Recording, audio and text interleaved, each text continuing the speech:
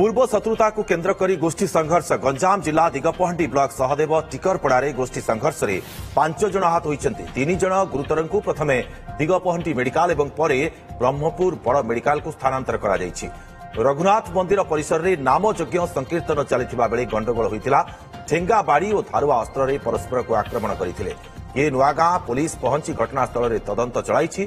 पूर्व शत्रुतार यह गंडगोल होता सूचना मिली।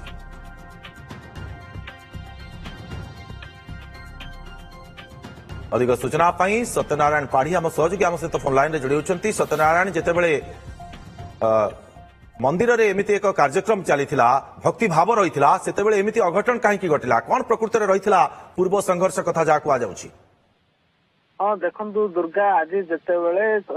चारिआडे जो कार्तिक मास को नहीं जेहेतु कार्तिक पूर्णिमा रही प्रति मंदिर रे नाम संकीर्तन लगी रही से भली दिगपहंडी ब्लॉक जो सहदेव टिकरपड़ा रही रघुनाथ मंदिर रही सेठारे मध्य नाम संकीर्तन लगी से समय हठात जो रही सहदेव टिकरपड़ार सरपंच प्रार्थी रही मनोज साहू एवं जो सरपंच प्रतिनिधि रही श्याम नायक रही दुई गोष्ठी भितर प्रथम गंडगोल है पाटितुंड है गंडगोल है जहाँकि सूचना आसुची जे सही ग्रामर एक काम लगी उन्नयन मूलक सरकारी काम लगी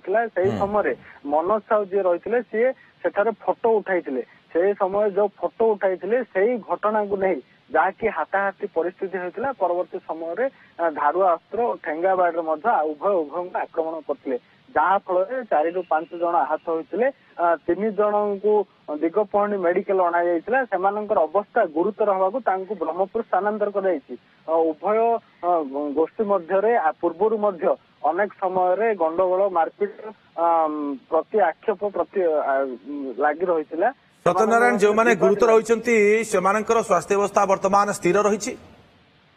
हाँ देखो जितेबाला दिगपहंडी से आसी जो 3 जन आसते गुरुतर अवस्था आसते रक्ताक्त अवस्था आसते एणु डाक्टर प्राथमिक चिकित्सा करी ब्रह्मपुर स्थानांतर कर बर्तमान जेहेतु चिकित्सा जारी रही डाक्टर चिकित्सा कर पुलिस तदंत कलापर सेठारे पहुंचला प्रकृत घटना कौन से अवस्था कौन रही स्पष्ट हो दुर्गा किंतु जदि कहवा विगत दिन गुड़िक पूर्वर मध्य